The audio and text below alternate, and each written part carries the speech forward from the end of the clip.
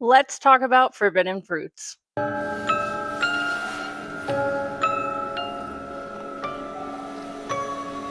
Forbidden Fruits is an American film released in 2026, and it is about four girls working at a trendy clothing store in the mall, and also they're a witch cult. But actually, it's about the power of marketing in a capitalist society. Pumpkin, our main character, finds her way into a job at Free Eden alongside Apple, Cherry, and Fig.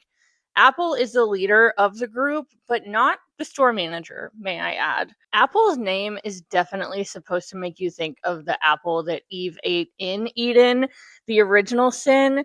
It makes me think of the multi-billion dollar company that definitely has recordings of all of our phone activity, which feels like a sin to me. But the Apple Store, just like Free Eden, can't make profit alone. They need someone to make people want to come in and buy their products, especially in a sea of thousands of stores selling the same trendy items.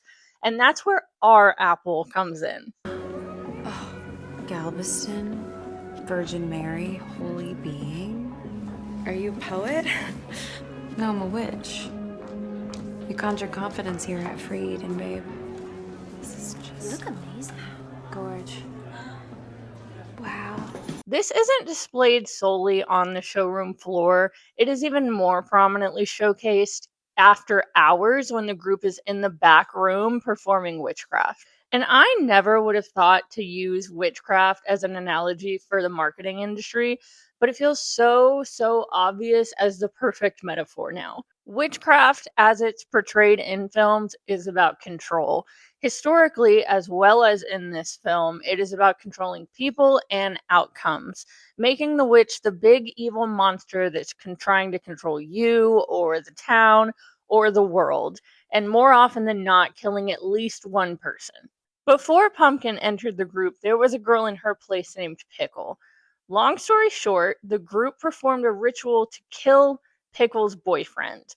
But during the ritual, Apple just said the snake, so there's no real tangible proof that the ritual is what killed her boyfriend, giving Apple the control of the narrative.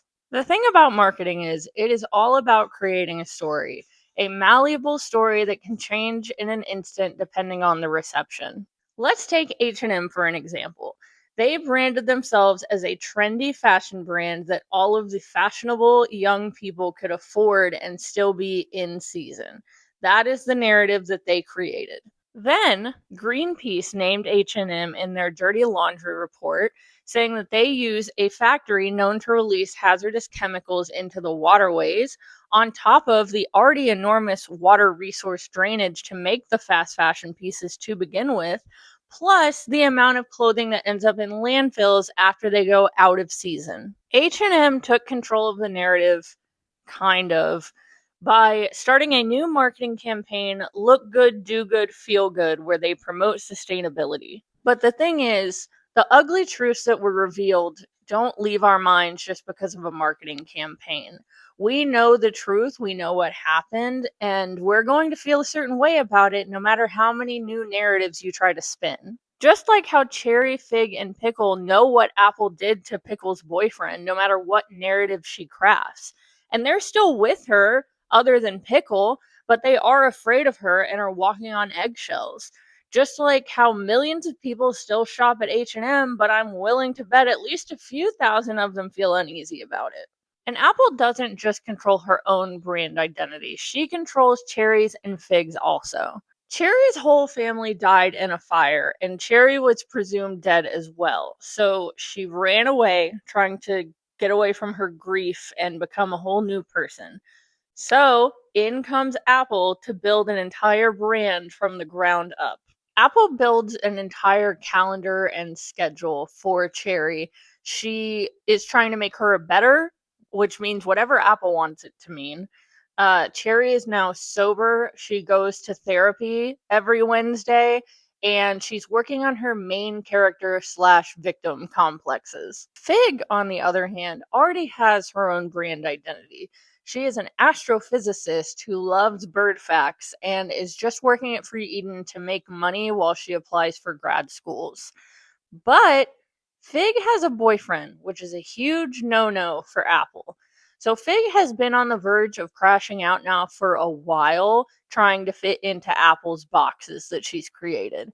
I mean, Fig isn't even her name. She just goes by Fig to fit into the fruit theme that Apple has going on. And when Apple finds out that Fig has broken the rules and now has a boyfriend, she performs the same ritual that she did on Pickle's boyfriend. Our plot twist is where things get interesting. Naturally, Pumpkin has actually been undercover this entire time, trying to get evidence for Apple poisoning her father, their father, because it is revealed that Pumpkin and Apple are half sisters and their father was cheating on both of their moms. Pumpkin being undercover seems to give her the power of the narrative, but it's actually wrong. Apple has known this entire time that Pumpkin was her sister. So even when Pumpkin thought that she was controlling the narrative by going undercover and getting this information, Apple was still controlling the narrative because she knew what she was up to and she was trying to give Pumpkin the sister that she had always wanted.